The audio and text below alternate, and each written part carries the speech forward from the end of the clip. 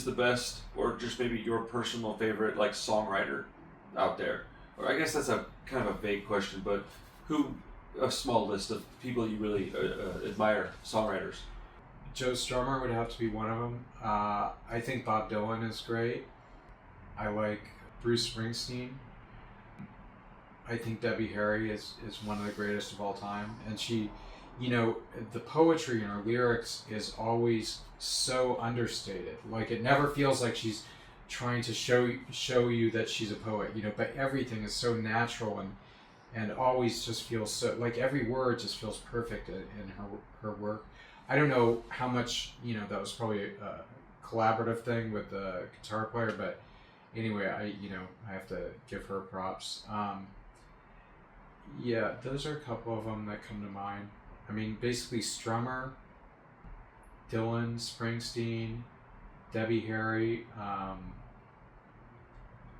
course the Beach Boys, I love that stuff. Right. Jake Burns from Stiff Little Fingers, great. Glenn Danzig, I think, is one of the greatest of all time. I mean, the stuff he produced back then, people sort of try to meme Glenn Danzig, but like those songs they're so amazingly energetic and weirdly romantic and spooky. I mean, that's exactly what they are. Never been written like that. And the lyrics often don't make any fucking sense, but they're just they're so perfect. Like, I put a knife by the door. What the hell is that? Well, I guess that's a good image. But anyway, yeah. I mean, he's got to be one of the greats. When you take all that like 50s doo-wop and soul music, and then you just like crank up the speed and add some distortion gain, whatever, and that music was very popular for a long time. It still is. Speaking about like 50s rock and roll stuff, and if you take that as your template and you just add a science fiction and horror flair to it, it'll be very fun at the least, I would think. Yeah, totally. Very creative. And now that you mention it, you could go forever. Like, you get into the reggae stuff, Toots Hibbert, Desmond Decker, Jimmy Cliff, the list, and right. then you get in the country, all those great songwriters. Yeah. So really, it's pretty subjective, but the kind of the ones that affected me the most are the ones that I mentioned. Actually, the Who's Purdue, those guys, Bob Mould, Grant Hart, those guys are incredible songwriters. You seem to like the Americana stuff with the folky. What's your favorite Bruce Springsteen record? Do you have one?